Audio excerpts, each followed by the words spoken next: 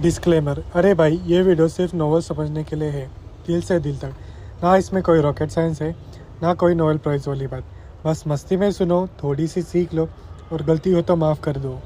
हम भी तो इंसान है यार, गलती हो जाती है। लाइक, शेयर और सब्सक्राइब कर देना। अध्याय 700 फिर से ठगा गया। अरे दोस्त, ये क्या अच्छा सामान है। बड़े आदमी ने अपने हाथ में पकड़ी हुई कटोरी को जमीन पर पटक दिया और फिर आरव मेहरा की ओर बढ़ा।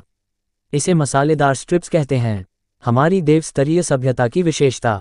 आरव मेहरा ने बड़े आदमी के उत्साहित चेहरे को देखकर एक शरारती विचार मन में आया। कुछ लोग ऐसे होते हैं जो खाने के लिए कुछ भी कर सकते हैं। ये लोग खाने के शौकीन होते हैं। क्या मैं इसका स्वाद ले सकता हूँ? मैंने कभी इतनी स्वादिष्ट खुशबू नहीं सूंघी। ज़रूर, मैं यहाँ टेलीपोर्टेशन तावीज़ का उपयोग करके आया हूँ, इसलिए हमारी मुलाकात नियति है। हम तब तक नहीं जानते थे जब तक हमने लड़ाई नहीं की, लेकिन अगर तुम मुझे नहीं मारोगे तो हम दोस्त बन सकते हैं। स्वादिष्ट चीज़ें दोस्तों के साथ बांटनी चाहिए, आरव मेहरा ने समझाना शुरू किया। सही कहा, हम तब तक नहीं जानते थे जब तक हमने लड़ाई नहीं की। ये नियति है कि हम मिले। मैं आज तुम्हारा दोस्त बनूंगा, बड़े आदमी ने मासूमियत से कहा। कार्तिक, आरव मेहरा की नज़रें बड़े आदमी पर पड़ीं। जानवर के रूप में वह एक भयंकर जानवर की तरह था, लेकिन मानव रूप में वह काफ़ी मासूम दिखता था, वास्तव में कार्तिक जैसा। लो, ये सब तुम्हारे लिए है। आरव मेहरा ने उदारतापूर्वक मसालेदार स्ट्रिप्स का पूरा पैकेट दे दिया। हाय हाँ, इतना मसालेदार, इतना मज़ेदार, इतना स्वादिष्ट। दुनिया में ऐसी स्वादिष्ट चीज़। मैं अब ये बेकार जानवर का मांस नहीं खाना चाहता। कार्तिक ने पैकेट फाड़ा और सारी मसालेदार स्ट्रिप्स एक बार में निगल लीं। यहाँ तक कि पैकेजिंग के अंदर को भी चाट लिया। अजीब बात है, ये हरकत पूरे ब्रह्मांड में समझ में आती है। आरव मेहरा को शक हुआ कि अगर वह उसे दही का कप देता तो शायद वह दही के ढक्कन को भी चाट लेता। शायद वह बस एक खाने का शौकीन है। दोस्त, और है, ये कुछ मसालेदार स्ट्रिप्स कार्तिक के दांतों में भी नहीं अटके, और स्वाद लेने के बाद वह और चाहता था। हाँ, हमारी देव स्तरीय सभ्यता धनवान है, दुनिया भर में स्वादिष्ट भोजन है। रुको, मैं कुछ ढूंढता हूँ। पृथ्वी से लंबे समय तक दूर रहने की जानकारी होने के कारण आरव मेहरा ने अपनी भंडारण जगह में पृथ्वी की विशेषताओं का ढेर लगाकर रखा था। ये क्या है? ये चिप्स हैं, इन्हें खोलो और खाओ। और ये मिल्क टी, हमारी देव स्तरीय सभ्यता में सभी को पसंद है। ये ड्यूरियन पफ है, वो मेजरिंग, ये बतख गर्दन है, ये पोर्क जर्की है, ये होलियो पाई है, होलियो का मतलब अच्छा दोस्त है, और ये हसू चुनलिन का सीसी है। वॉन्ट रॉकिंग जेली, इतना स्वादिष्ट, बिल्कुल स्वादिष्ट। कार्तिक ने आरव मेहरा द्वारा लाए गए स्नैक्स के पैकेट को फाड़कर खा लिया। हर एक ने उसके लिए एक नया दरवाज़ा खोला। एक अर्धदेव भयंकर जानवर के रूप में कार्तिक का एकमात्र आनंद देव समाधि में खाना था, लेकिन अब उसे लग रहा था कि उसने अरबों साल बर्बाद कर दिए थे। दोस्त, तुम्हारा नाम क्या है? मैं तुम्हें वास्तव में पसंद करता हूँ। मुझे नहीं पता था कि तुम्हारे पास इतनी स्वादिष्ट चीज़ें हैं, कार्तिक ने उत्साह से खाते हुए कहा। मेरा नाम आरव मेहरा है। आरव मेहरा ने टॉमी की ओर इशारा किया। वो मेरा पालतू है। टॉमी, तुम्हारा पालतू कुछ खास है? कार्तिक ने टॉमी को लंबे समय तक देखा। मुझे उसमें से एक मजबूत रक्तरेखा की शक्ति महसूस हुई। ये भी एक भयंकर जानवर होगा। सही कहा, इसका असली रूप आत्मा खाने वाला जानवर है। भयंकर जानवरों में एक दूसरे के प्रति आपसी धारणा होती है, इसलिए आरव मेहरा चाहकर भी कार्तिक से झूठ नहीं बोल सकता था। कोई आश्चर्य नहीं, कार्तिक ने सिर हिलाया। इस कार्तिक का बैकग्राउंड असामान्य है, आरव मेहरा ने सोचा। अगर वह एक साधारण मार्शल आर्टिस्ट या भयंकर जानवर होता तो आत्मा खाने वाले जानवर का नाम सुनकर वह घबराकर भाग जाता। वह इतना शांत नहीं होता। भयंकर जानवर, चाहे उनकी ताकत में कितना भी अंतर हो, हमेशा एक दूसरे पर रक्तरेखा का दबाव रखते हैं। अगर रक्तरेखा का स्तर टॉमी के बराबर नहीं है तो एक ट्रांसेंडर स्तर का भयंकर जानवर भी टॉमी को देखकर असहज महसूस करता। इससे पता चलता है कि कार्तिक का असली रूप आत्मा खाने वाले जानवर से कम नहीं है। नहीं, ये बिल्कुल संतोषजनक नहीं है। ये स्नैक्स स्वाद में अच्छे हैं, लेकिन मेरा पेट नहीं भरते, कार्तिक ने शिकायत की। उसने जो स्नैक्स खाए थे वे मुश्किल से 10 टन थे, फिर भी उसकी भूख के साथ वह दर्जनों या सैकड़ों टन के बिना भरा हुआ नहीं होगा। हाँ, कार्तिक, तुम आज भाग्यशाली हो। आरव मेहरा को आखिरकार अपना मौका मिल गया। क्या तुम जानते हो कि हमारी देव स्तरीय सभ्यता में मेरा उपनाम क्या है? कार्तिक ने सिर हिलाया। सब मुझे खाने का देवता कहते हैं, कुछ मुझे इंडियन लिटिल शेफ भी कहते हैं। दरअसल मैं एक विशेष ग्रेड का शेफ हूँ। आरव मेहरा ने हैरान कार्तिक को देखा और कहा, ओह, शेफ वह होता है जो विभिन्न सामग्रियों को अविश्वसनीय रूप से स्वादिष्ट बनाता है, और मेरा खाना बनाना शानदार है। सुपर गॉड अकेडमी में आरव मेहरा ने लिटिल शेफ शिक्षक की पाक कला को लगभग पूरी तरह से मास्टर कर लिया था, और सामग्री और मसालों के साथ वह एक ढेर कचरे को भी स्वादिष्ट बना सकता था। ये सुनकर कार्तिक की लार टपकने लगी। दोस्त, जल्दी करो और मेरे लिए कुछ बनाओ, मैं और इंतजार नहीं कर सकता, कार्तिक ने अधीरता से कहा। लेकिन चाहे कितनी भी कुशल महिला हो, बिना चावल के खाना नहीं बना सकती। मेरे पास बाकी सब है, बस कुछ सामग्री की कमी है। आरव मेहरा ने कार्तिक को देखा। तुम्हारी भूख को देखते हुए भयंकर जानवर का मांस सामग्री के रूप में सबसे अच्छा है। हा, कोई समस्या नहीं, बस मुझे बता कि कितने भयंकर जानवर चाहिए। इस मूल विश्व में मैं और कुछ नहीं कह सकता, लेकिन भयंकर जानवरों की कोई कमी नहीं है। अगर तुम ट्रांसेंडर स्तर के चाहते हो तो मुझे कुछ समय दो, मैं उन्हें ढूंढ लूंगा। इस मूल विश्व में कार्तिक लगभग खाद्य श्रृंखला के शीर्ष पर था, और उसके लिए सभी भयंकर जानवर बस भोजन थे, यहाँ तक कि ट्रांसेंडर स्तर के भी। वाह, इस बार मैं जैकपॉट मार रहा हूँ। आरव मेहरा ने नहीं सोचा था कि इतनी बड़ी आपदा से बचने के बाद उसे ऐसा मौका मिलेगा। कार्तिक के साथ दैवीय क्षमता उपयोगकर्ता स्तर के भयंकर जानवरों से जीवन स्फटिक प्राप्त करना संभव होगा। नियंत्रकों और ट्रांसेंडरों की तो बात ही छोड़ दो। खांसी। आरव मेहरा ने अपनी उत्तेजना को दबाने की कोशिश की। ठीक है, तुम्हारी भूख को देखते हुए निम्न स्तर के भयंकर जानवरों के मांस में ऊर्जा नगण्य है। अगर तुम भरा हुआ महसूस करना चाहते हो तो तुम्हें कुछ उच्च स्तर के जानवर चाहिए, कम से कम दैवीय क्षमता उपयोगकर्ता स्तर के, और जितने ज्यादा और उच्च स्तर के हों उतना बेहतर। कोई समस्या नहीं, तुम यहाँ उपकरण और मसाले तैयार करो, मैं सामग्री शिकार करने जा रहा हूँ। आज हम एक दावत करेंगे। कार्तिक जोर से हंसा और शून्य में कदम रखा। जैसे ही कार्तिक गया, आरव मेहरा ने तुरंत नियंत्रक भयंकर जानवरों द्वारा छोड़े गए 2 जीवन स्फटिक कोर उठा लिए। इस देव समाधि में कार्तिक द्वारा पहले खाए गए भोजन के कई अवशेष भी थे, लेकिन दुर्भाग्य से बिना उपयुक्त कंटेनर के जीवन स्फटिकों की ऊर्जा जल्दी खत्म हो जाती थी।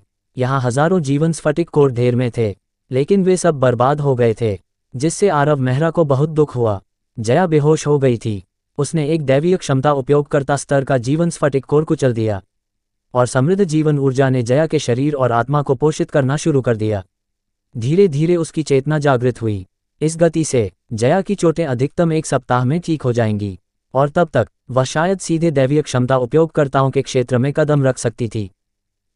शून्य में एक भंवर दिखाई दिया, और एक विशाल ऊर्जा हाथ ने एक शव फेंक दिया। एक दैवीय क्षमता उपयोगकर्ता स्तर का भयंकर जानवर, 3रे स्तर का दैवीय क्षमता उपयोगकर्ता, 6ठे स्तर का दैवीय क्षमता उपयोगकर्ता, इस बार 2रा स्तर का नियंत्रक, वाह, 5वां स्तर का नियंत्रक। इन शवों को देखकर आरव मेहरा की आंखें तुरंत चमक उठीं। अंशुल, जब तुमने मेरे खिलाफ साजिश रची थी, क्या तुमने इस दिन की उम्मीद की थी? आरव मेहरा ने अपनी मुट्ठियां कस लीं। मैंने कहा था कि अगर मैं जिंदा वापस आया तो मैं तुम सबको मार डालूंगा। अध्याय 701 एक अर्धदेव को बड़ा भाई मानना। जब हजारों दैवीय क्षमता उपयोगकर्ताओं और नियंत्रक जानवरों के शव आरव मेहरा के सामने रखे गए, तो उसने स्वीकार किया कि वह इतना खुश था कि वह लगभग बेहोश हो गया था। इन शवों में नियंत्रक जानवरों का हिस्सा लगभग 1/10वां था, जो आरव मेहरा के लिए लगभग अकल्पनीय था। मुझे नहीं पता क्या हो रहा है, लेकिन हाल ही में ट्रांसेंडर स्तर के जानवर कम हो गए हैं। पता नहीं क्या मैं हाल ही में बहुत ज्यादा खा रहा हूँ। वे मुझे देखकर भाग जाते हैं। आज मैं इन्हीं से काम चला लूंगा। कार्तिक ने एक कप सुगंधित मिल्क टी उठाया और उसे पी लिया। व्यायाम के बाद 1 कप मिल्क टी पीना बहुत अच्छा लगता है। प्रदर्शन का राजा, तुम करो, मैं अब और नहीं कर रहा। आरव मेहरा ने कार्तिक को इस हालत में देखा, और उसे उन 2 वाक्यों को सुनकर हार माननी पड़ी। लेकिन सोचने पर इसमें कुछ भी गलत नहीं था।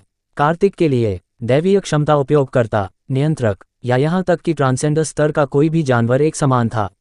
ये बस आरव मेहरा का दृष्टिकोण सीमित था। भाई, क्या ये काफ़ी है? अगर नहीं तो मैं और मारने जाऊंगा। ये काफ़ी है, ये काफ़ी है, आरव मेहरा ने जल्दी से कहा।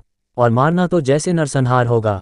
आरव मेहरा को नहीं पता था कि कार्तिक इन हजारों शवों को एक बार में खा सकता है या नहीं, लेकिन वह खुद एक भी नहीं खा सकता था। तो मैं इसे तुम पर छोड़ देता हूँ।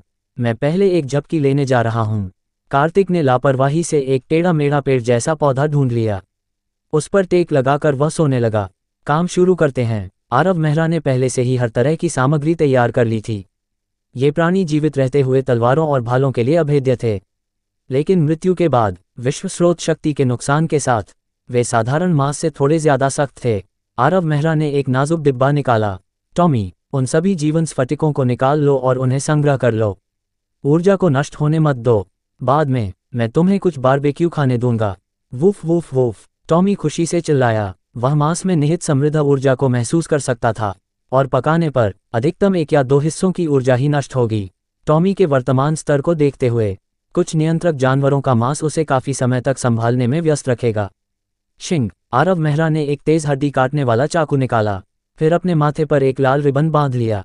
इस पल में उसे अपने युवा विद्रोह की आत्मा में आग लगने का एहसास हुआ। अकेली 9 तलवारें, आह्वान 6 तकनीकें, अनंत महा, बाहरी स्वर्ग, उड़ान, अमर। आरव मेहरा ने अपनी सीखी हुई लगभग सभी तलवारबाजी का उपयोग किया, और कुछ सेकंड के भीतर वह एक जानवर के मांस को साफ सुथरा काट सकता था। उसके पास पहले से ही कई 10 मीटर ऊंचा एक विशाल बारबेक्यू ग्रिल तैयार था। कार्तिक गहरी नींद में सो गया था, लेकिन अचानक मांस की एक जबरदस्त सुगंध ने उसकी नाक को भर दिया। उसने अपनी नींद भरी आंखें खोलीं, और उसके सामने का दृश्य उसे स्तब्ध कर गया। दर्जनों मीटर ऊंचे बारबेक्यू ग्रिल पर एक सुनहरा चमकता हुआ जानवर स्वादिष्ट सुगंध दे रहा था। मांस की सुगंध मिर्च, लहसुन और हरी प्याज की मसालेदार सुगंध के साथ थी, जो इसे अनूठा बना रही थी। भाई आरव, क्या ये तैयार है? क्या हम इसे खा सकते हैं? कार्तिक ने अधीरता से पूछा। थोड़ा रुको, ये लगभग तैयार है। Aarav Mehra 9 dragon thunder gang आग को बुलाने के लिए स्रोत शक्ति का उपयोग कर रहा था ताकि जानवर को ग्रिल किया जा सके। लेकिन वो टिनफॉइल ड्रैगन तैयार होना चाहिए। टिनफॉइल ड्रैगन। कार्तिक ने उस दिशा में देखा जिधर आरव मेहरा ने इशारा किया। वहां जमीन में एक गड्ढा खोदा गया था, और एक नियंत्रक स्तर का भालू वानर उप ड्रैगन फॉइल में लपेटा हुआ था। उसमें से एक तेज सुगंध निकल रही थी। इतना स्वादिष्ट, इतना स्वादिष्ट। कार्तिक ने फॉइल पकड़ा, मांस का एक टुकड़ा फाड़ा और उसे अपने मुंह में डाल लिया। इतना अच्छा, इतना अच्छा। मैंने अपने पूरे जीवन में इतना स्वादिष्ट मांस कभी नहीं खाया। वाह, दुनिया में ऐसी स्वादिष्ट चीज़ कैसे हो सकती है? अब मैं उन बेस्वाद और सूखे मांस को कैसे खा सकता हूँ? हो गया भाई कार्तिक, लो। आरव मेहरा ने ताज़ा भुना हुआ मांस फेंक दिया।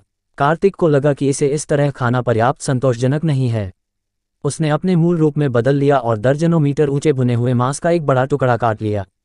इतना स्वादिष्ट। भाई आरव, तुम्हारी कला शानदार है। टॉमी, तुम भी इसे आजमाओ। आरव मेहरा ने दैवीय क्षमता उपयोगकर्ता स्तर के जानवर का भुना हुआ मांस फेंक दिया।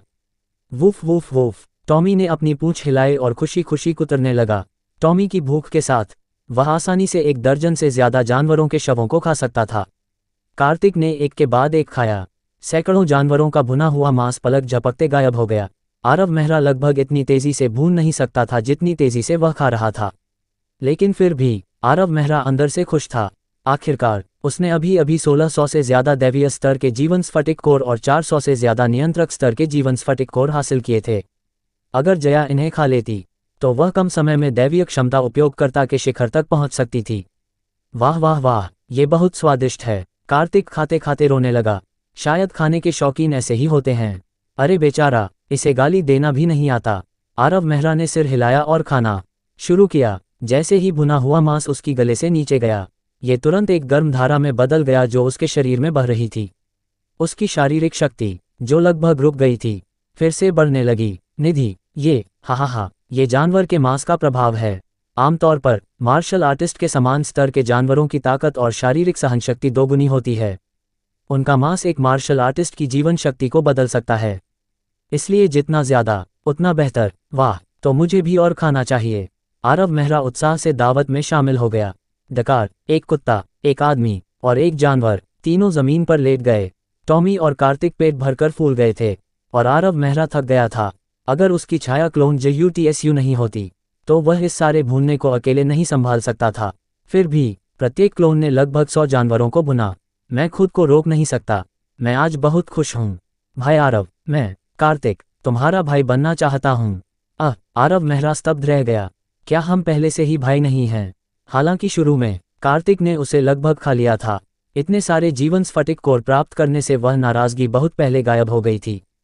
इसके अलावा कार्तिक एक जानवर के रूप में इंसानों की तुलना में बहुत कम चालाक था, मासूम और कुछ हद तक प्यारा। आरव मेहरा को वह वास्तव में बहुत पसंद था। नहीं, मेरा मतलब है कि हम जानवरों में आत्मा अनुबंध के माध्यम से भाई हैं। कार्तिक ने गंभीरता से कहा।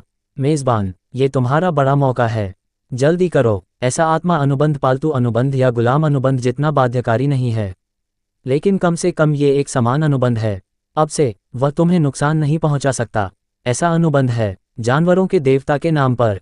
मैं कार्तिक hereby आरव मेहरा के साथ आत्मा अनुबंध करता हूँ। अब से सम्मान और अपमान में हम धन और सम्मान साझा करेंगे।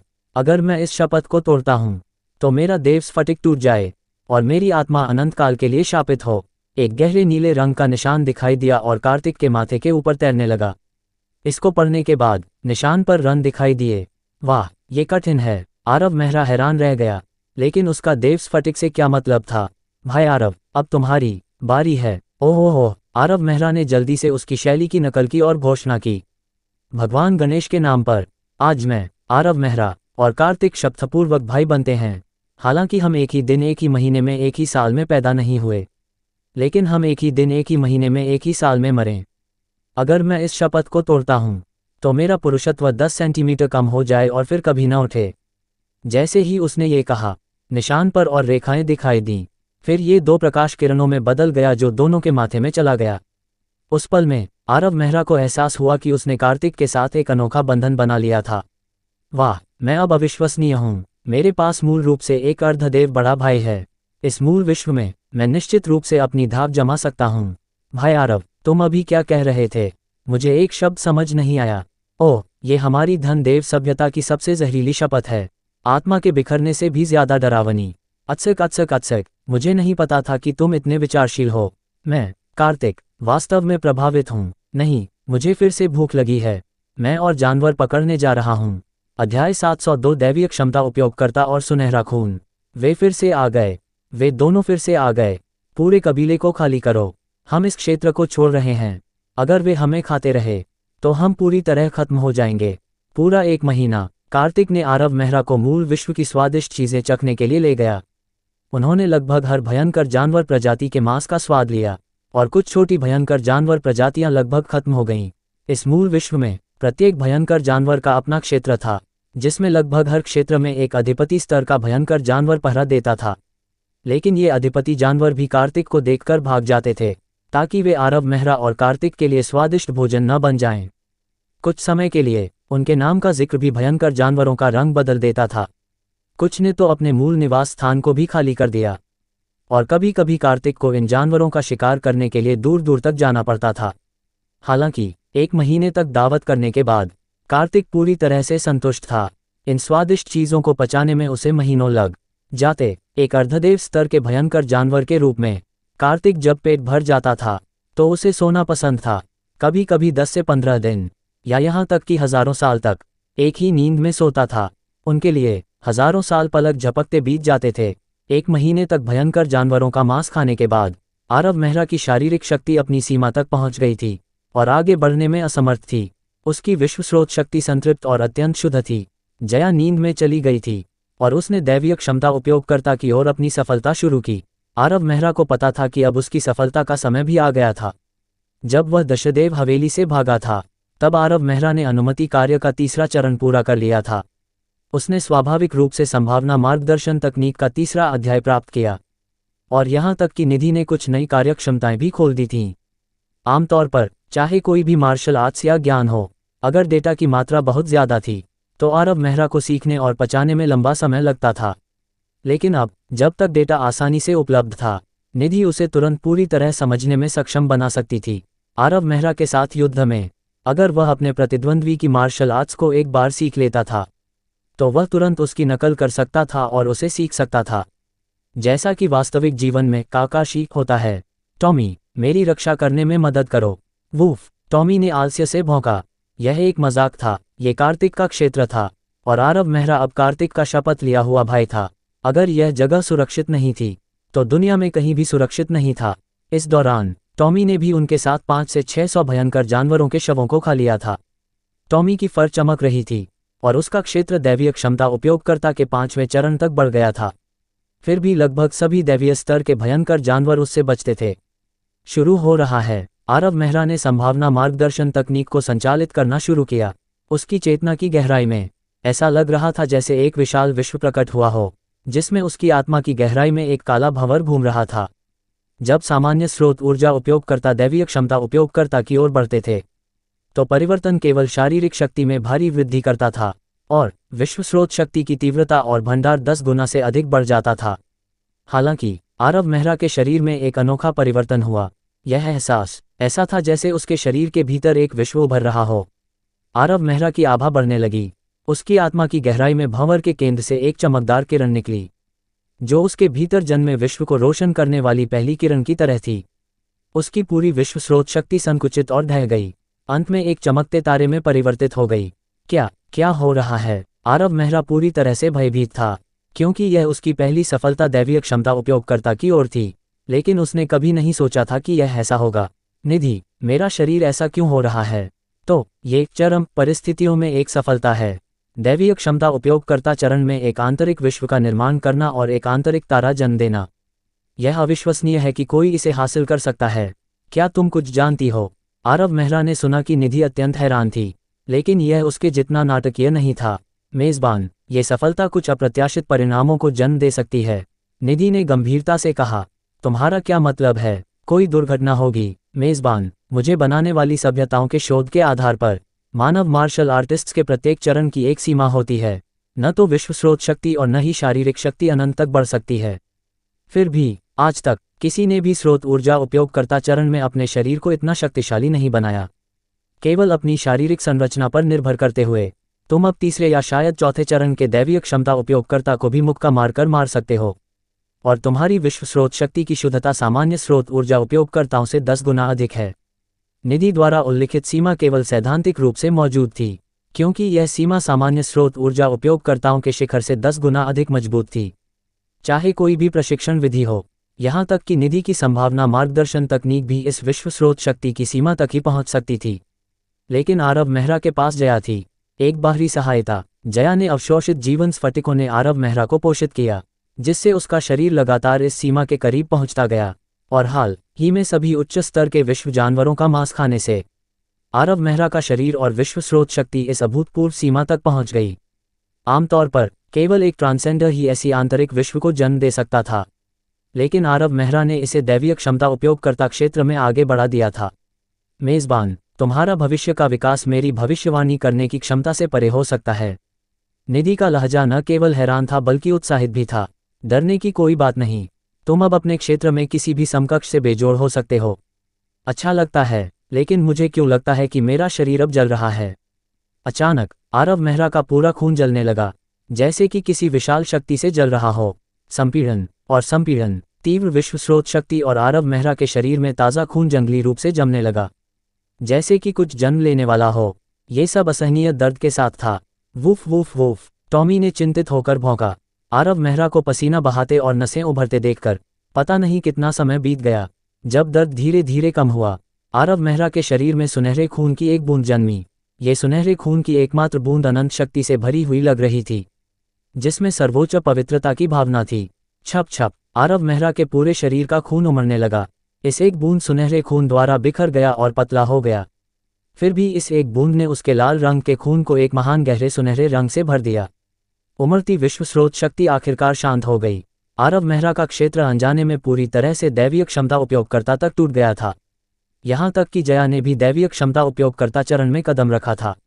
ये शक्ति, ये बहुत अविश्वसनीय है। आरव मेहरा को अपनी शरीर में बह रही शक्ति पर विश्वास नहीं हो रहा था। ये सफलता से पहले की तुलना में 10 गुना अधिक मजबूत थी, और अंशुल जैसे मार्शल आर्टिस्ट के खिलाफ उसे विश्वास था कि वह उसे थप्पड़ मारकर मार सकता था।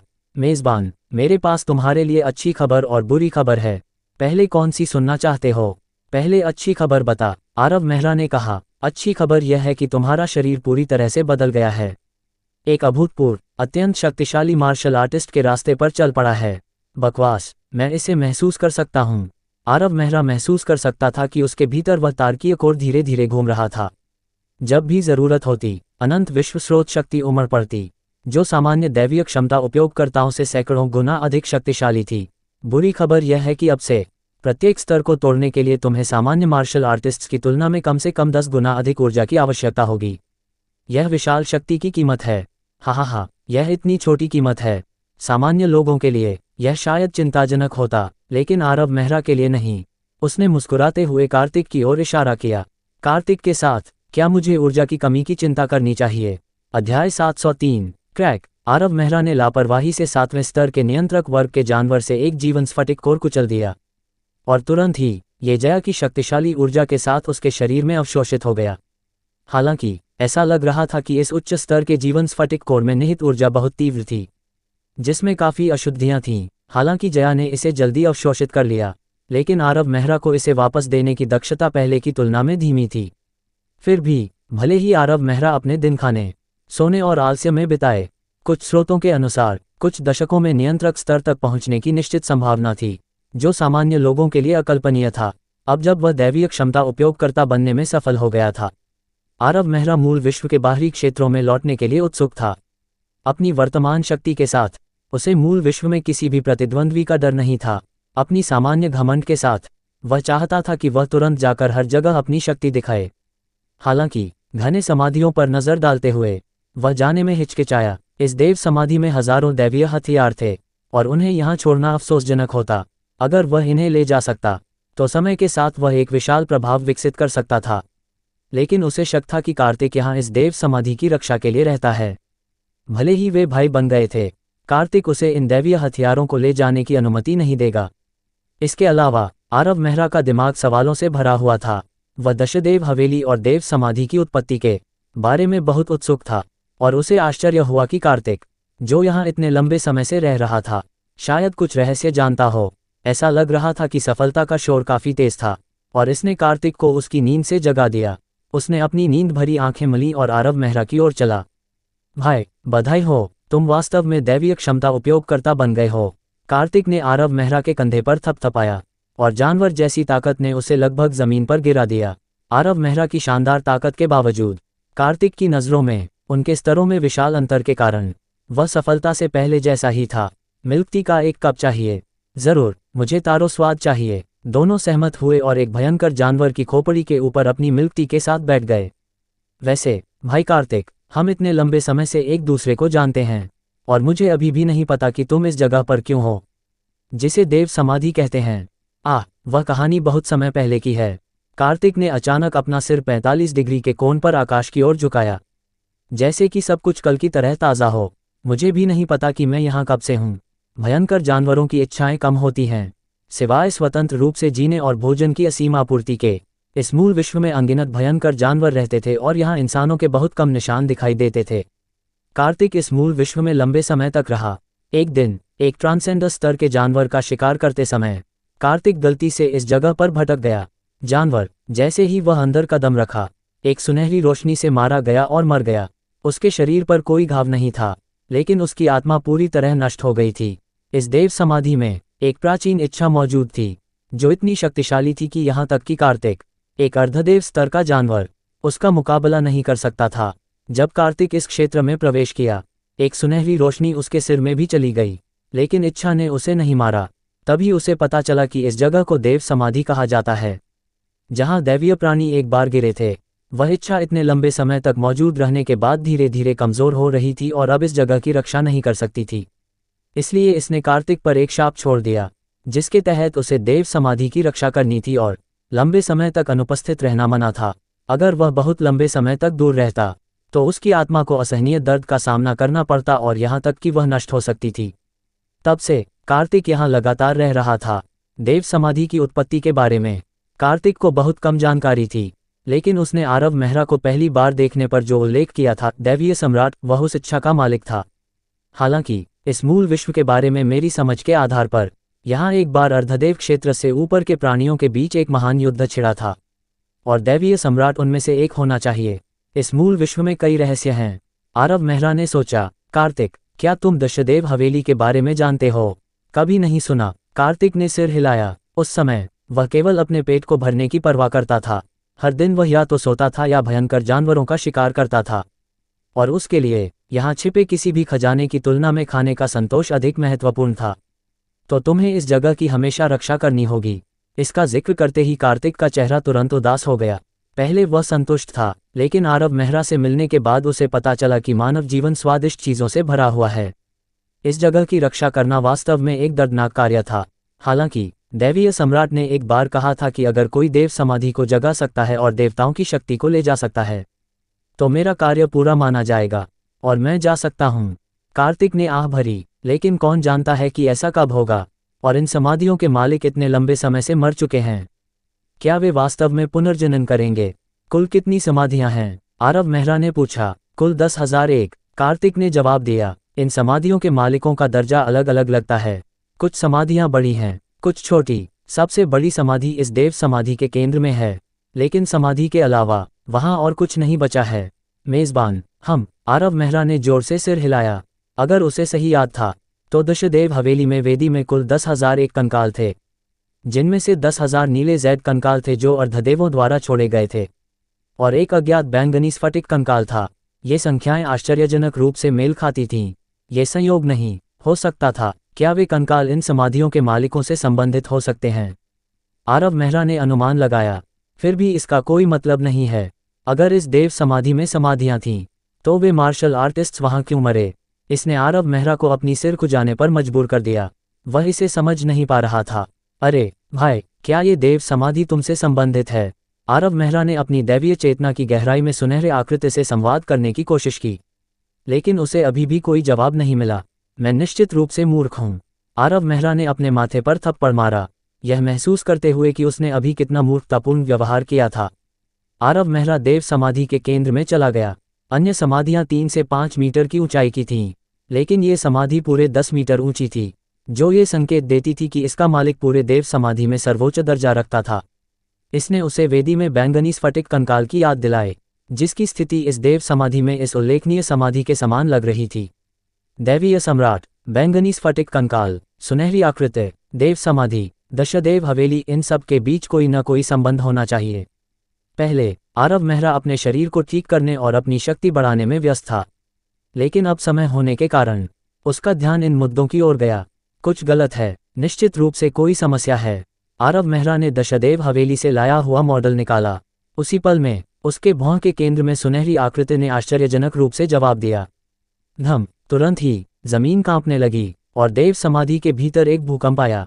स्विश, सुनहरा निशान चमकदार रोशनी बिखेरने लगा, और वह इच्छा जो एक बार आरव मेहरा को बचाने आई थी, एक बार फिर उतरी। अध्याय 704, सत्य का खुलासा। मैं वास्तव में दिव्य सम्राट का पुनर्जन्म हूँ। दिव्य सम्राट, फिर से दिव्य सम्राट की आभा। दूर से कार्तिक ने इस इच्छाशक्ति को महसूस किया और घुटनों के बल बैठ गया। उसका माथा जमीन से सटा हुआ था। हालांकि वह एक अर्धदेव स्तर का क्रूर जानवर था, फिर भी इस सर्वोच्च अस्तित्व के सामने उसने सिर झुका लिया। वह कभी नहीं भूल सकता था कि इस शक्ति ने उसे 2 बार नष्ट होने के कितने करीब ला दिया था। निधि, निधि। आरव मेहरा को ऐसा लग रहा था जैसे उसकी सभी इंद्रियां अवरुद्ध हो गई हों। चाहे वह निधि को कितना भी पुकारे, कोई जवाब नहीं मिल रहा था। उसके दिमाग में, उसकी दृष्टि में केवल ये सुनहरी रोशनी से चमकने वाली आकृति बची थी। इस इच्छाशक्ति का स्वामी कैसा अस्तित्व है? उसके दिमाग में केवल यही विचार बचा था, क्या ये कोई देवता हो सकता है? हालांकि आरव मेहरा नास्तिक और भौतिकवादी था, लेकिन जब अनजाने घटनाओं का सामना हुआ तो वह ऐसी अटकलें लगाने से नहीं रोक सका जो उसे भी आश्चर्यचकित करती थीं। सुनहरी आकृति उसकी आंखों के सामने तैर रही थी, हालांकि कोई आवाज नहीं थी। फिर भी आरव मेहरा को लग रहा था कि सुनहरी इच्छाशक्ति से कुछ जानकारी संप्रेषित हो रही थी। ऐसा प्रतीत हो रहा था जैसे उसे कुछ करने की जरूरत थी, जैसे संचार करने की क्षमता खो चुके हों। आरव मेहरा स्पष्ट रूप से कुछ शब्दों को महसूस कर सका। विनाश, ब्रह्मांड, संक्षेपण, दिव्यता, लेकिन वह इन्हें एक सुसंगत वाक्य में नहीं जोड़ सका। ये वास्तव में मुझसे क्या मदद चाहता है? आरव मेहरा को कुछ भी निर्धारित करना मुश्किल लग रहा था। कुछ क्षणों बाद सुनहरी आकृति धीरे धीरे फीकी पड़ गई और आरव मेहरा के माथे में वापस चली गई, और उसने अपनी सभी इंद्रियां पुनः प्राप्त कर लीं। होस्ट, होस्ट, निधि। आरव मेहरा ने अंततः राहत की सांस ली। उसे स्वीकार करना पड़ा कि जब से उसने निधि को प्राप्त किया था, उसने उस पर कुछ निर्भरता विकसित कर ली थी। अगर वह इससे संवाद नहीं कर पाता तो उसे डर भी लगता था। होस्ट, मुझे अभी एक विशाल डेटा स्ट्रीम प्राप्त हुआ, निधि ने कहा। यह उस इच्छाशक्ति से संप्रेषित हुआ था क्या? उसने क्या कहा? आरव मेहरा ने उत्सुकता से पूछा। मुझे नहीं पता, ये बहुत ही अव्यवस्थित जानकारी है। इसे समझने में मुझे लंबा समय लग सकता है। कमाल है, इसका मतलब हम कुछ नहीं जानते, आरव मेहरा ने निराशा से कहा। एक पल रुकें। अचानक आरव मेहरा को अपने हाथ में मौजूद इस रहस्यमयी दशदेव हवेली मॉडल के साथ एक गहरा संबंध महसूस हुआ। उसे ऐसा भी लगा जैसे उसकी आत्मा सीधे इस मॉडल में प्रवेश कर सकती थी, प्रत्येक कमरे में भटक सकती थी और वहां की हर चीज को समझ सकती थी।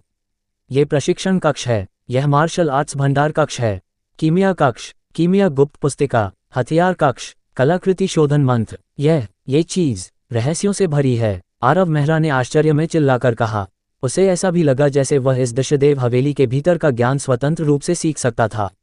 मैं अमीर हो गया, मैं अमीर हो गया। आरव मेहरा का चेहरा खुशी से चमक रहा था। इस मूल विश्व में मौजूद खजाने पौराणिक थे। ऐसा कहा जाता था कि एक ट्रांसेंडर ने इस मूल विश्व में एक अपूर्ण मार्शल आर्ट पाया था, जिसकी शक्ति भौतिक विश्व के 5वें स्तर के मार्शल आर्ट से भी आगे थी, और उसने उच्च स्तर के विरोधियों को चुनौती देने में भी मदद की थी। और वह तो केवल अपूर्ण था, जबकि इस मार्शल आर्ट्स भंडार कक्ष में पूर्ण मार्शल आर्ट्स की संख्या विशाल और असंख्य थी। ये दिव्य हथियारों को बनाने की विधि है। कमाल है। आरव मेहरा की आंखें बाहर निकलने को थीं। इस कीमिया गुप्त पुस्तिका में ऐसी गोलियां भी हैं जो ट्रांसेंडरों और यहां तक कि अर्धदेवों की शक्ति को बढ़ा सकती हैं। मेरे भगवान, ये चीज सुपर गॉड अकादमी का उन्नत संस्करण है। आरव मेहरा ने शुरू में सोचा था कि उसने कुछ बेकार चीज उठा ली थी, जिसके लिए उसने अपनी जान जोखिम में डाल दी थी। अब उसे एहसास हुआ कि यह वास्तव में एक खजाना था। इस दशदेव हवेली के साथ अब विश्वा संघ विद्यालय की क्या जरूरत थी? क्या विश्वा संघ विद्यालय इन मार्शल आर्ट्स को सिखा सकता था? क्या विश्वा संघ विद्यालय आपको दिव्य हथियार बनाने की शिक्षा दे सकता था? क्या उनके पास ये गहरे रूम्स और सरनियां थीं? पूरा समाधि स्थल अभी भी जोर से कांप रहा था, विशेष रूप से कब्रें, जैसे कि कुछ बाहर निकलने वाला हो। अरे नहीं, क्या ये पुनर्जनन हो सकता है? हालांकि उसकी आध्यात्मिक शक्ति ने संकेत दिया कि इन कब्रों में जीवन या ऊर्जा के कोई संकेत नहीं थे, फिर भी वह कई कदम पीछे हट गया। स्वीश, एक सुनहरी रोशनी अचानक उसके सामने वाली कब्र से ऊपर उठी, जिसने पूरे समाधि स्थल को रोशन कर दिया। स्वीश स्वीश स्वीश, फिर अन्य कब्रों से सुनहरी किरणें फूटीं। कुल मिलाकर 10,000 एक सुनहरी रोशनी ने समाधि स्थल को भर दिया। यहाँ कुछ है। एक बच्चे की मुट्ठी के आकार का चमकदार क्रिस्टल कब्र से बाहर तैर कर आया, और प्रत्येक किरण में इसी तरह के क्रिस्टल दिखाई दिए, जबकि केंद्रीय कब्र में एक सुनहरा टुकड़ा था। ये टुकड़ा एक पवित्र रोशनी उत्सर्जित कर रहा था। इसकी शक्ति सुनहरी इच्छा शक्ति की तरह थी। यह क्या है? मैंने पहले कभी ऐसा टुकड़ा नहीं देखा, लेकिन मुझे ये क्रिस्टल पता है। यह एक गॉड कोर है, निधि ने कहा। जब एक ट्रांसेंडर स्तर से ऊपर का मार्शल कलाकार मर जाता है, तो उनके भीतर का विश्व ढह जाता है, और उनकी अंतिम शक्ति एक गॉड कोर में संक्षेपित हो जाती है, जैसे कि एक तारे के पतन से व्हाइट ड्वार्फ स्टार बनता है। गॉड कोर, फिर यह टुकड़ा। आरव मेहरा ने टुकड़े की ओर हाथ बढ़ाया, फिर भी वह एक प्रकाश की किरण के रूप में दशदेव हवेली मॉडल में समा गया, और बैंगनी क्रिस्टल कंकाल मॉडल में मिल गया। इसके बाद 10,000 गॉड कोर जैसे मॉडल के भीतर किसी शक्ति से आकर्षित होकर नीले जैड कंकालों में प्रवेश कर गए। अगले ही पल आरव मेहरा ने स्वीकार किया कि उसने अपने जीवन का सबसे अविश्वसनीय दृश्य देखा। नीले जैड और बैंगनी क्रिस्टल कंकालों पर मांस और खून बढ़ने लगा, जो दशदेव हवेली मॉडल के भीतर जीवंत मार्शल कलाकारों का रूप लेने लगा। इतना ही नहीं, आरव मेहरा को इन आकृतियों के साथ एक संबंध बनता हुआ महसूस हुआ। बाहर आओ। आरव मेहरा ने इन आकृतियों से संवाद करने की कोशिश की। श्वीश, एक आकृति एक प्रकाश की धारा में बदल गई, जो दशदेव हवेली मॉडल से बाहर निकल आए। इसके बाद बैंगनी क्रिस्टल कंकाल से बनी एक आकृति को छोड़कर सभी आकृतियां सुनहरी रोशनी में बदल गईं और वेदी के भीतर गायब हो गईं। सुनहरी रोशनी की धाराएं आरव मेहरा के चारों ओर गिरीं, और जैसे ही रोशनी बिखरी, मांस और खून से बने मार्शल कलाकार आरव मेहरा के पास खड़े हो गए। उसके सामने एक मध्यम आयु का पुरुष चांदी के कवच में खड़ा था, प्रभावशाली और विशिष्ट दिखने वाला। उसकी भयंकर आंखें मूर्ति की तरह थीं, फिर भी उसके शरीर में तारों की शक्ति समाई थी। संयमित और कुलीन। अर्धदेव, ये सभी अर्धदेव हैं। कार्तिक ने डरपोक ढंग से सिर उठाया। विभिन्न दिखावट और पोशाक के 10,000 मानव मार्शल कलाकारों को अविश्वास से देखा। उनकी जबरदस्त आभा ने उसके शरीर को हल्के से कंपाने पर मजबूर कर दिया। वाह! आरव मेहरा और कार्तिक की हैरान नजरों में 10,000 अर्धदेव एक साथ घुटनों के बल बैठ गए। हम देव स्वामी का अभिवादन करते हैं। प्रत्येक अर्धदेव ने ये 4 शब्द कुछ अटपटे और अनाड़ी ढंग से बोले।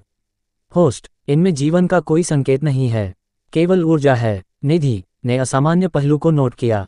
ऐसा लगता है मेरा अनुमान सही था। आरव मेहरा ने सिर हिलाया। हालांकि उसे अभी भी समझ नहीं आया कि क्या हो रहा था, लेकिन वह निश्चित था कि दशदेव हवेली मॉडल वास्तव में एक सच्चा खजाना था, और यहाँ तक कि मूल विश्व में भी यह एक शीर्ष स्तरीय खजाना था। इस समय कार्तिक सावधानी से पास आया। भाई आरव, अभी वो। आरव मेहरा ने अपने काले बालों को सहलाया, महीनों से न कटे लंबे बालों को जो अब उसकी बाहों पर लटक रहे थे। कोई बात नहीं, सच्चाई बताने के लिए मैं अब अपने पत्ते खोल रहा हूँ। मैं वास्तव में दिव्य सम्राट का पुनर्जन्म हूँ। अध्याय 705, तुम्हें बड़ा भाई होना चाहिए। दिव्य सम्राट का पुनर्जन्म। कार्तिक की आंखें अविश्वास से भरी थीं, लेकिन अभी जो कुछ हुआ था वह निश्चित रूप से उसकी कल्पना नहीं थी। 10,000 अर्धदेव योद्धाओं ने आरव मेहरा के सामने घुटने टेके, यहाँ तक कि उसे देव स्वामी कहकर संबोधित किया, और दिव्य सम्राट की इच्छाशक्ति फिर से अवतरित हुई थी। हालांकि यह अविश्वसनीय था, लेकिन इन देवतुल्य कारनामों के लिए कोई अन्य व्याख्या नहीं थी सिवाय इसके कि आरव मेहरा का दिव्य सम्राट से संबंध था। क्या तुम्हें विश्वास नहीं हो रहा? आरव मेहरा ने तिरस्कार भरी नज़र से देखा। मैं तुम्हें साबित करके दिखाऊंगा। आगे एक मुक्का मारो, आरव मेहरा ने अपने दिल में आदेश दिया। हुश! आरव मेहरा के सामने घुटने टेके हुए अर्धदेव अचानक खड़ा हो गया, जिसने कार्तिक को डर से बाहर कर दिया। उस अर्धदेव योद्धा की आंखों में एक जीवंतता दिखाई दी। जैसे ही उसके पीछे 1000 फीट ऊंची सुनहरी छाया उभरी, जो एक प्राचीन और गहरी आभा फैला रही थी। छाया पर जटिल रून्स उकेरे गए थे, जो दुनिया पर हावी होने वाली अजेय आभा दे रहे थे। बूम! योद्धा ने एक सीधा मुक्का मारा, जिससे एक पवित्र रोशनी उत्पन्न हुई जो अंतरिक्ष में एक दरार काट गई। तुरंत हिंसक समय विकृतियां और तूफान उस दरार से फट पड़े, जैसे कि इस दया के टुकड़े को फाड़ देना चाहते हों। ऐसा आकस्मिक मुक्का आसानी से एक राजा स्तर के ट्रांसेंडर को मार सकता है। कार्तिक भयभीत था, और साबित करने की जरूरत नहीं। मुझे विश्वास है, मुझे विश्वास है, कार्तिक चिल्लाया। उन 10,000 अर्धदेवों में से प्रत्येक की ताकत उससे कम नहीं थी। उनकी प्राचीन आभा के साथ वे अरबों साल पुराने अवशेष की तरह लग रहे थे। ऐसे प्राणी सिर्फ एक ही उसे चौंका सकता था। 10,000 की तो बात ही छोड़ दो, भौतिक विश्व में मनुष्यों और जानवरों की संयुक्त संख्या भी इतने अर्धदेवों की तुलना नहीं कर सकती थी। अगर यह आरव मेहरा की असाधारण उत्पत्ति का सबूत नहीं था, तो और क्या हो सकता था? कमाल है, इतना ताकतवर! आरव मेहरा ने अपने बिखरे बालों में हाथ फेरा। वाह! इसके साथ इस विश्व में क्या कोई ऐसी जगह है जहां मैं नहीं जा सकता? आरव मेहरा के दिल में अचानक आत्मविश्वास भर गया। पहले उसके पास अधिक से अधिक नियंत्रक स्तर के अंगरक्षक हो सकते थे। हालांकि मेहरा परिवार की पृष्ठभूमि के साथ ट्रांसेंडर भी उसकी रक्षा के लिए आ सकते थे, लेकिन वे हमेशा आरव मेहरा की रखवाली नहीं कर सकते थे। अब इस दशदेव हवेली के साथ अगर कोई खतरा था, तो वह सिर्फ एक अर्धदेव योद्धा को बुला सकता था, और जो कोई भी इसे देखेगा वह डर जाएगा। लेकिन उस मौके के बाद योद्धा से फीडबैक आया, जिसमें संकेत था कि उसकी शक्ति खत्म हो गई थी। होस्ट, ये वस्तु एक खजाना है, लेकिन ऐसा लगता है कि इसे उपयोग करने के लिए आपको ऊर्जा प्रदान करनी होगी। ओह! आरव मेहरा ने भौहें चढ़ाईं। वास्तव में कोई मुफ्त भोजन नहीं होता। सोचने पर वे योद्धा बिना जीवन के कठपुतलियों की तरह थे, केवल शक्ति रखते थे, बिना किसी चीज के जो उन्हें चलाए। वे ऐसी ताकत कैसे छोड़ सकते थे? आरव मेहरा ने उस मॉडल में चौथे स्तर के अंतरिक्ष क्रिस्टल का उपयोग करने की कोशिश की। क्रिस्टल की ऊर्जा तुरंत अवशोषित हो गई, लेकिन अर्धदेव योद्धा ने और अधिक ऊर्जा की आवश्यकता का संकेत दिया। कमाल है, ये तो उगा ही है। आरव मेहरा ने तुरंत एक 5वें स्तर का अंतरिक्ष क्रिस्टल निकाला। अभी भी पर्याप्त नहीं, अभी भी पर्याप्त नहीं। 6ठा स्तर का अंतरिक्ष क्रिस्टल, अभी भी पर्याप्त नहीं। 10 छठे स्तर के अंतरिक्ष क्रिस्टल। इस बार योद्धा से कोई और सचेत संकेत नहीं आए। आरव मेहरा को एहसास हुआ कि अब वह इसे फिर से नियंत्रित कर सकता था। होस्ट, ऐसा लगता है कि युद्ध के लिए इसे चलाने के लिए 10 छठे स्तर के अंतरिक्ष क्रिस्टल ऊर्जा की आवश्यकता होती है, और ऐसा लगता है कि यह केवल एक अर्धदेव स्तर का हमला कर सकता है। ओह! आरव मेहरा को अचानक अपने काल्पनिक बटुए में दर्द महसूस हुआ। ये चीज़ एक स्पोर्ट्स कार से भी महंगी थी, जैसे कि गैस पर एक कदम लाखों की लग्जरी कार की कीमत चुकाता है। इसे एक बार चलाने में कई सभ्यताओं की कीमत चुकानी पड़ती है। एक 6ठा स्तर का अंतरिक्ष क्रिस्टल लगभग 100 ट्रिलियन विश्व सिक्कों के बराबर है, जो 100,000 मूल सिक्के हैं। इसे एक बार चलाने में 1 मिलियन मूल सिक्के लगते हैं, जो अनगिनत द्वितीय स्तर की सभ्यताओं को खरीदने के लिए पर्याप्त हैं। कोई बात नहीं, चूंकि यह जान बचाने वाला है, महंगा है तो महंगा, आरव मेहरा ने सोचा। अगर पैसे से हल हो सकता है तो उसे कोई समस्या नहीं थी, लेकिन मुझे हर बार कम से कम बराबर होना चाहिए। आरव मेहरा ने अचानक एक चालाक मुस्कान पहनी। वह कभी घाटे का सौदा नहीं करता। वापस जाओ, आरव मेहरा ने अपने दिल में आदेश दिया, और वे सभी अर्धदेव सुनहरी रोशनी में बदल गए, मॉडल में वापस लौट गए, फिर से जीवंत मूर्तियां बन गए। मेरा अभिशाप हट गया है। आरव मेहरा को एहसास हुआ, जैसे ही कार्तिक खुशी से नाचने लगा। दिव्य सम्राट की इच्छाशक्ति ने उसे देव समाधि स्थल की रक्षा करने की आवश्यकता बताई थी, लेकिन अभी उसे बांधने वाला अभिशाप गायब हो गया था, जिसका मतलब था कि वह इस खराब जगह को कभी भी छोड़ सकता था। हा, मसालेदार स्ट्रिप्स, इंस्टेंट नूडल्स, बदबूदार टोफू, भिखारी चिकन, मैं आ रहा हूँ। कार्तिक राजा की तरह खुश था। खांसी, खांसी, खांसी। आरव मेहरा ने 2 बार खांसा। कार्तिक, मैंने तुम्हें नहीं बताया, मेरा यहाँ उद्देश्य देव समाधि स्थल को जगाना था। अब मैं इन दिव्य हथियारों को लेने जा रहा हूँ। तुम्हें कोई आपत्ति तो नहीं? कोई आपत्ति नहीं, कोई आपत्ति नहीं। अब जब वह देव समाधि स्थल को छोड़ सकता था तो कार्तिक को उन धातु के टुकड़ों की परवाह क्यों होती। जानवर आमतौर पर अपने शरीर के एक हिस्से को हथियार में प्रशिक्षित करते हैं। उन्हें मनुष्यों की तरह बाहरी चीजों की जरूरत नहीं होती, भले ही ये दिव्य हथियार शक्तिशाली हों और मूल विश्व के कई रहस्य समेटे हों। उनके लिए इनका बहुत कम आकर्षण था। दिव्य सम्राट ने उसे बताया था कि जो कोई भी इस समाधि स्थल को जगाएगा वह इसका मालिक होगा। उसने लगभग स्वीकार कर लिया था कि आरव मेहरा दिव्य सम्राट का पुनर्जन्म था। समाधि स्थल का मालिक स्वाभाविक रूप से वस्तुएं उसी की थीं, यहाँ तक कि अगर वह उसे रोकना चाहता तो उसे क्षमता की जरूरत थी। अगर आरव मेहरा ने 10,000 अर्धदेवों को बुलाया तो 10 कार्तिक भी इसका मुकाबला नहीं कर सकते थे। इसके अलावा दोनों अब भाई थे। अचानक कार्तिक की आंखों में एक तेज रोशनी चमकी। वह आरव मेहरा के कंधे से कंधा मिलाकर चला। आरव, मेरे भाई, मुझे अचानक एक मुद्दा याद आया जो कुछ ठीक नहीं लगता। आरव मेहरा चौंक गया। क्या बात है? जब हमने आत्मा अनुबंध स्थापित किया था मैं बड़ा भाई था और तुम छोटा भाई थे, लेकिन अब मुझे लगता है कि यह बिल्कुल उचित नहीं है। मुझे लगता है चूंकि हम इतने अच्छे हैं हमें उम्र या ताकत के आधार पर वरिष्ठता तय नहीं करनी चाहिए। तुम्हें नहीं लगता? ओह, आरव मेहरा ने एक भौं उठाई। कार्तिक अचानक इतना चापलूस क्यों हो गया? क्या ये 1000 अर्धदेवों ने उसे इतना डरा दिया था? आरव मेहरा को नहीं पता था। ये 10,000 अर्धदेवों की वजह नहीं थी, बल्कि कार्तिक वास्तव में मानता था कि आरव मेहरा दिव्य सम्राट का पुनर्जन्म था। अगर वह छोटा भाई होने से नाखुश था और अगर वह इच्छाशक्ति फिर से अवतरित हुई तो वह मुश्किल में पड़ सकता था। तो तुम्हारा मतलब क्या है? आरव मेहरा ने अपनी हंसी दबाने की कोशिश की। मुझे लगता है हमें दिखावट के आधार पर तय करना चाहिए। तुम सुंदर और आकर्षक हो, चेहरे पर जैद जैसी चमक और भौहों के बीच वीरता, मुझसे कहीं बेहतर दिखते हो। तो मैंने सोचा तुम्हें बड़ा भाई होना चाहिए। अध्याय 706। यह मेरा बड़ा भाई है। क्या बड़ा भाई? तुम जा रहे हो? हाँ, चंद्रमा के उतार चढ़ाव होते हैं और लोगों के सुख दुख होते हैं। देर सवेर हमें दोनों भाइयों को अलग होना ही है, आरव मेहरा ने कहा। अनजाने में वह इस देव समाधि स्थल में लगभग 1 साल तक रह चुका था। इस दौरान उसने दशदेव हवेली से अपार ज्ञान प्राप्त किया और कार्तिक द्वारा पकड़े गए क्रूर जानवरों के जीवन क्रिस्टल कोर की बदौलत उसकी शक्ति दिव्य क्षमता उपयोगकर्ता स्तर तक बढ़ गई थी। ऐसी गति भयानक थी जैसे वह रॉकेट पर सवार हो।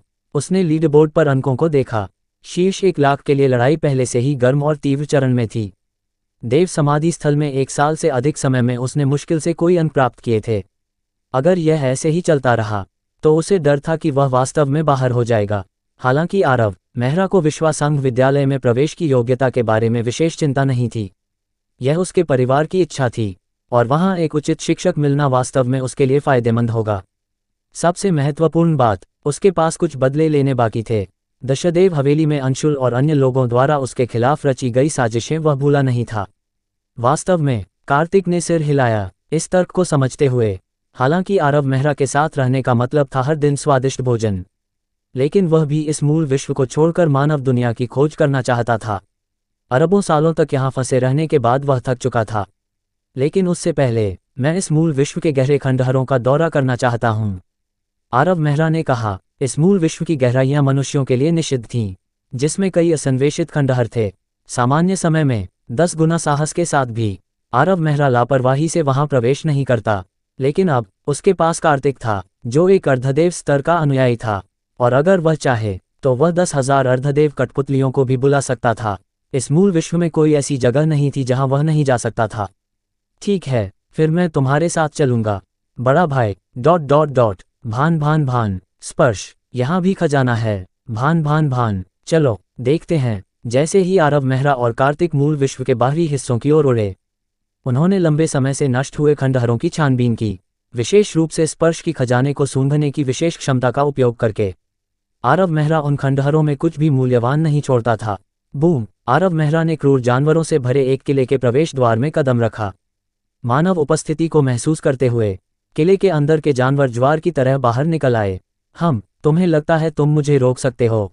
आरव मेहरा ने 2 उंगलियां बढ़ाईं और एक तीक्ष्ण तलवार की ऊर्जा फैल गई।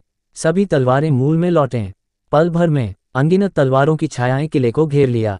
नियंत्रक स्तर से नीचे का कोई भी जानवर, चाहे वह दिव्य क्षमता उपयोगकर्ता स्तर 8 या 9 हो, तलवार की ऊर्जा से आसानी से टुकड़े टुकड़े हो गया। आरव मेहरा के अंक आश्चर्यजनक गति से बढ़ गए। रोमांचक, रोमांचक! इस सफलता ने आरव मेहरा की शक्ति को बढ़ा दिया। और उसे तुरंत एक नियंत्रक से लड़ने की इच्छा हुई। Boom boom boom. इस किले पर कब्जा करने वाले कई नियंत्रक स्तर के क्रूर जानवर एक शेर जैसे प्राणी को लेकर आए, जो एक ट्रांसेंडर स्तर का जानवर था। हम दिव्य क्षमता उपयोगकर्ता स्तर का एक मानव।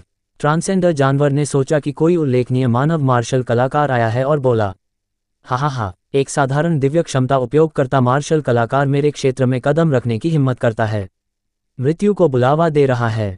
हट जाओ, ये किला तुम्हारे दादा आरव ने हंसते हुए दावा किया है।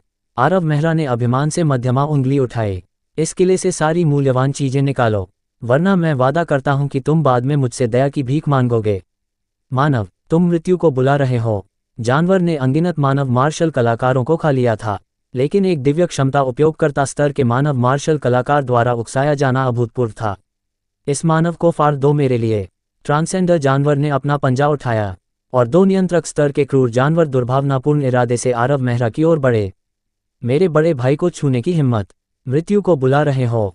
इस समय काले और सफेद फर से ढका एक दर्जनों गज ऊंचा क्रूर जानवर आकाश से उतरा और एक ही पैर से दो नियंत्रक स्तर के जानवरों को कुचल दिया। ट्रांसेंडर जानवर की आंखों में अनंत भय दिखाई दिया। जानवर राजा। क्रूर जानवरों की दुनिया में एक ट्रांसेंडर स्तर का जानवर एक जानवर पूज्य था और एक अर्धदेव स्तर का जानवर एक जानवर राजा था। फिर भी पूरे विश्व में बहुत कम जानवर राजा थे। मूल विश्व के जानवर राजा के लिए केवल एक था, कार्तिक, जो युगों से देव समाधि स्थल में रहता था। इसलिए भले ही ये जानवर पूज्य मूल विश्व के बाहरी हिस्सों में अनियंत्रित घूमते थे, देव समाधि स्थल उनके लिए निषिद्ध था, क्योंकि सावधानी न बरतने पर जानवर पूज्य भी कार्तिक का भोजन बन सकते थे।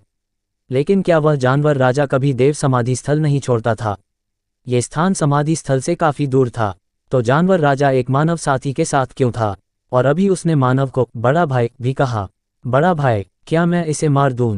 कार्तिक की उपस्थिति ने शेर जैसे ट्रांसेंडर जानवर को घेर लिया और चाहे वह कितना भी छटपटाए, वह कार्तिक की आभा के नीचे हिल नहीं सका। एक अर्धदेव और एक ट्रांसेंडर के बीच का अंतर शब्दों से परे था। मारने की जरूरत नहीं। आरव मेहरा जानवर पूज्य के पीछे चला गया और अचानक उसकी पीठ पर कूद गया। वाह! मैंने कुत्तों को थपथपाया, बिल्लियों को थपथपाया, खांसी, लेकिन ये पहली बार है जब मैंने एक ट्रांसेंडर जानवर को थपथपाया। ये फर तो रैगडॉल बिल्ली से भी नरम है। अपमान, विशाल अपमान। जानवरों का पहले से ही मानव मार्शल कलाकारों के साथ बड़ा नस्लीय तनाव था और सामान्य क्रूर जानवर कभी भी किसी मानव को अपनी पीठ पर सवारी करने की अनुमति नहीं देते, खासकर इतने छोटे दिव्य क्षमता उपयोगकर्ता को। लेकिन वह निराश था कार्तिक के आसपास होने के कारण। उसके पास इस मानव को मारने की क्षमता भी नहीं थी। मैंने तुमसे कहा था, तुम घुटने टेककर मुझसे दया मांगोगे। आरव मेहरा ने जानवर की गर्दन के फर को सहलाया। मैं आज अच्छे मूड में हूँ। जानवर का मांस नहीं खा रहा। जल्दी से इस खंडहर से सारी अच्छी चीजें मेरे लिए निकालो। हम कार्तिक ने ठंडे स्वर में हकारा और जानवर पूरे शरीर में कांप गया। क्या तुमने मेरे बड़े भाई की बात सुनी? क्या उसे दोहराने की जरूरत है? हाँ, जानवर राजा, दया करें, मैं अभी करता हूँ। जानवर ने हवा में चिल्लाकर अपने किले के भीतर के मातहतों को निर्देश देने के लिए बुलाया। थप्पड़। आरव मेहरा ने जानवर के सिर पर थप्पड़ मारा। वाह, मुझे डरा दिया। किसने तुम्हें इतनी जोर से चिल्लाने को कहा? अगर मैं बहरा हो गया तो मेरा मेडिकल बिल कौन देगा? जानवर गुस्से में फट पड़ना चाहता था, लेकिन अचानक कार्तिक की नज़र को देखा, जैसे कि वह कह रहा हो, मेरे बड़े भाई को छूने की कोशिश करो। तुरंत वह आज्ञाकारी रूप से पीछे हट गया। बैंग, बूम, खनक। किले के जानवरों ने खंडहरों से बची हुई वस्तुओं को लाकर आरव मेहरा के सामने रख दिया। वाह, 12 दिव्य हथियार, कमाल है। यहाँ तक कि दिव्य हथियार बनाने के लिए एक बड़ा टुकड़ा। यह क्या है? आरव मेहरा ने एक निर्दोष जेड बॉक्स खोला, जिसमें से एक सुगंधित खुशबू निकली। मेरे भगवान, ये कैसी जड़ी बूटी है? इतनी घनी ऊर्जा के साथ, इतने सालों तक इतनी अच्छी तरह संरक्षित। इसमें संरक्षक तो नहीं होंगे ना? गोलियां हैं। मार्शल आर्ट्स पुस्तिकाएं। हा, अमीर हो रहा हूँ। हटो, सब कुछ निकालो, कुछ भी छिपाओ मत। थप्पड़। कमाल है। धीरे से, मेरी चीजें मत तोड़ो। अध्याय 707। मेरा बॉस यहाँ है। तुम सब मर गए। मूल विश्व विशाल था। भले ही कार्तिक अंतरिक्ष को चीरकर आरव मेहरा के साथ तेजी से यात्रा करता था, फिर भी इसके बाहरी परिधि तक पहुंचने में 2 महीने से अधिक समय लगा। रास्ते में दोनों ने क्रूर जानवरों द्वारा कब्जाए गए सैकड़ों अवशेषों को लूट लिया। पीछे छोड़े गए सभी खजानों को ले गए। अकेले सैकड़ों दिव्य हथियार इकट्ठा किए। इस मूल विश्व में खोज करने वाले सामान्य मार्शल कलाकारों के लिए एक अवशेष में एक भी दिव्य हथियार मिलना, भले ही वह सिर्फ एक टुकड़ा हो, इतना रोमांचक होता कि नींद उड़ जाए, लेकिन अब आरव मेहरा के लिए वह उन टुकड़ों पर नज़र भी नहीं डालता था। उसने दिव्य हथियारों के लिए निर्माण तकनीकें हासिल कर ली थीं और उनके लिए सामग्री का एक बड़ा भंडार जमा कर लिया था। समय दिया जाए तो वह अंततः स्वयं दिव्य हथियार बना सकता था। स्वीश, 3 आकृतियां मूल विश्व के किनारे पर एक घास के मैदान पर प्रकट हुईं। हा, मैं वापस आ गया, फिर से आरव मेहरा। आरव मेहरा जोर से हंसा। उसके पास खड़ा कार्तिक भ्रमित दिखा। मूल विश्व के किनारे पर लौटने में इतना खुश होने की क्या बात थी? वाकई, यहाँ लौटने पर मेरा नाम फिर से लीड बोर्ड पर दिखाई दिया। आरव मेहरा ने प्रवेश परीक्षा रैंकिंग सूची में अपना नाम फिर से पाया। 1 साल से अधिक समय बीत चुका था और उम्मीदवारों की संख्या, जो शुरू में 30 अरब से अधिक थी, अब 10 अरब से कम हो गई थी, जिससे इस अवधि के दौरान प्रतिस्पर्धा की तीव्रता का पता चलता था। आरव मेहरा के अंक शुरू में उसे शीर्ष कुछ 100 में रखते थे, लेकिन अब वह 200 मिलियन से नीचे गिर गया था। उसने सूची में भावेश और अन्य लोगों के नाम भी पाए। उसे चिंता थी कि उसके जाने के बाद गरुड़ नगर में कोई दुर्घटना हो सकती थी। कम से कम अभी तक ऐसा लग रहा था कि वे सुरक्षित थे। नरेश भी अभी जीवित है। आत्मा अनुबंध के माध्यम से आरव मेहरा ने नरेश का पता लगाया और वह आश्चर्यजनक रूप से अभी भी गरुड़ नगर के मूल स्थान पर था। अजीब, क्या उस समूह ने गरुड़ नगर पर हमला नहीं किया? आरव मेहरा ने सोचा। जब वह गरुड़ नगर से गया था, उसे उम्मीद नहीं थी कि वह 1 साल से अधिक समय तक गायब रहेगा। उसने भावेश और अन्य लोगों के लिए केवल 1 महीने के लिए पर्याप्त ऊर्जा क्रिस्टल कोर छोड़े थे। सामान्य उपयोग में वे बहुत पहले खत्म हो जाने चाहिए थे। बिना हथियारों या विश्व प्रकृति तलवार सरनी के उन्होंने अब तक गरुड़ नगर की रक्षा कैसे की थी? या क्या गरुड़ नगर में पहले से ही कुछ हो चुका था? कार्तिक, हम यहाँ अलग हो जाएं। आरव मेहरा ने कार्तिक से कहा। बॉस, क्या आपको मेरी किसी मदद की जरूरत है? कार्तिक जानता था कि आरव मेहरा इस बार तथाकथित विश्वासांग विद्यालय प्रवेश परीक्षा में भाग ले रहा था। मैं इसे खुद संभाल सकता हूँ, आरव मेहरा ने मुस्कुराकर कहा। तुम यहाँ काफी समय तक दबे रहे हो, तुम्हें जल्दी से निकल जाना चाहिए। बॉस, अपना ख्याल रखना, कार्तिक ने कहा। अगर आपको कभी मेरी जरूरत पड़ी, कार्तिक की, तो आप आत्मा अनुबंध के माध्यम से मुझे कभी भी ढूंढ सकते हैं। अगर कोई आपको तंग करता है तो मैं उसका सिर तोड़ दूंगा। हा, ठीक है। मानव दुनिया में पहुंचने के बाद इतना आक्रामक मत होना। खाना पीना और मजे करना ज्यादा महत्वपूर्ण है। ठीक है बॉस, मैं जा रहा हूँ। अगर आपको कभी मेरी याद आए, कार्तिक की, तो हम हमेशा मिलने का तरीका ढूंढ सकते हैं। आरव मेहरा ने कार्तिक को एक स्थानिक भंडारण अंगूठी फेंकी। यहाँ कुछ उपकरण हैं हमारे मानव आभासी नेटवर्क से जुड़ने के लिए। साथ ही 10,000 बबल टी, मसालेदार नाश्ते और ढेर सारी अन्य मिठाइयाँ। ये तुम्हें काफी समय तक चलना चाहिए। हे, धन्यवाद बॉस, आप हमेशा मेरे लिए, कार्तिक के लिए, अच्छे रहे हो। कार्तिक ने मसालेदार नाश्ते का एक पैकेट खोला, आनंद से खाते हुए। कुछ देर बाद उसकी आकृति एक गहरे काले दरार में गायब हो गई। होस्ट, इन मार्शल कलाकारों ने इस मूल विश्व में बहुत सारे संचार उपकरण स्थापित किए हैं। मुझे बहुत सारी जानकारी मिली है।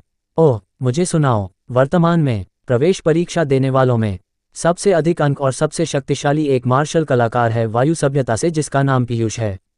उसने सैकड़ों शहर अवशेषों पर कब्जा कर लिया है और कई मजबूत मार्शल कलाकारों को भर्ती किया है। अकेले शीर्ष 10,000 में सैकड़ों हैं। क्या ये वही है? आरव मेहरा की आंखों में ईर्ष्या की एक चिंगारी चमकी। उसे यह मार्शल कलाकार याद था, वह व्यक्ति जो काले बाजार की सट्टेबाजी सूची में पहले स्थान पर था, जबकि वह 100 मिलियन से नीचे था। वह सबसे कम ऑड्स वाला था, भले ही यह सिर्फ काले बाजार के मालिक को गुस्सा दिलाने के लिए हो। मुझे इस परीक्षा में पहला स्थान हासिल करना होगा। लोग सम्मान के लिए जीते हैं।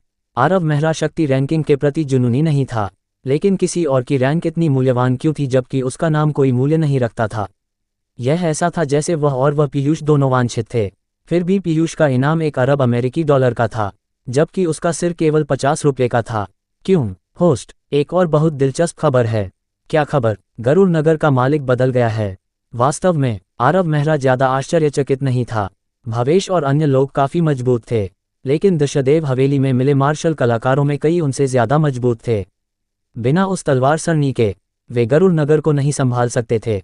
वह सिर्फ उत्सुक था कि नरेश अभी भी वहां क्यों था। होस्ट, 1 साल पहले जब उन मार्शल कलाकारों ने मान लिया कि आप मर चुके हैं, तो देव स्तरीय सभ्यता के 24 तारों में से एक के पतन की खबर पूरे मूल विश्व में फैल गई। उसी दिन गरुड़ नगर में एक बड़ा उथल पुथल हुआ।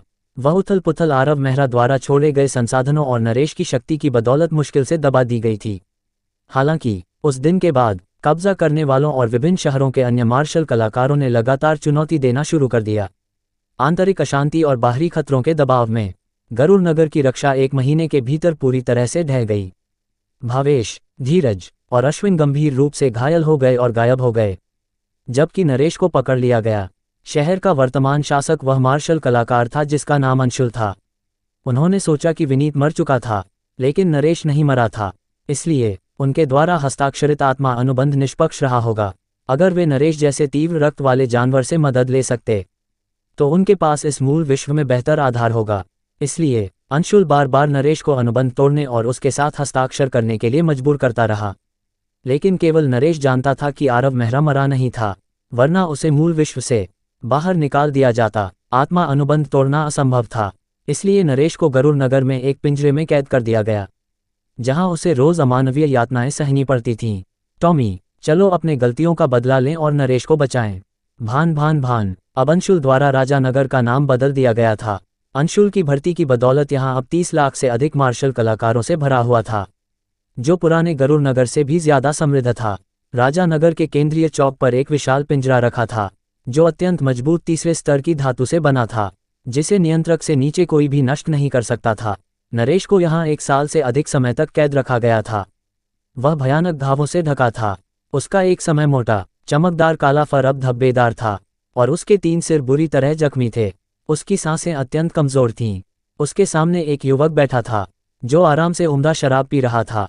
इसे जगाओ। छप। मिर्ची पानी जैसा एक बेसिन तरल नरेश पर उड़ेल दिया गया। तीव्र दर्द ने उसे बेहोशी से जगा दिया। क्या अभी भी मुझे समर्पण करने को तैयार नहीं? जब मेरा बॉस आएगा, तुम सब मर गए, नरेश ने कमजोरी से बुदबुदाया। हालांकि उसके मन में एक अलग विचार था। अगर मेरे बॉस ने मेरे साथ गुलाम अनुबंध नहीं किया होता, तो मुझे इस तरह की पीड़ा नहीं सहनी पड़ती। तो दोस्तों, आपको ये नॉवेल की स्टोरी कैसी लगी कमेंट में बताओ, और लाइक शेयर सब्सक्राइब करना ना भूलें।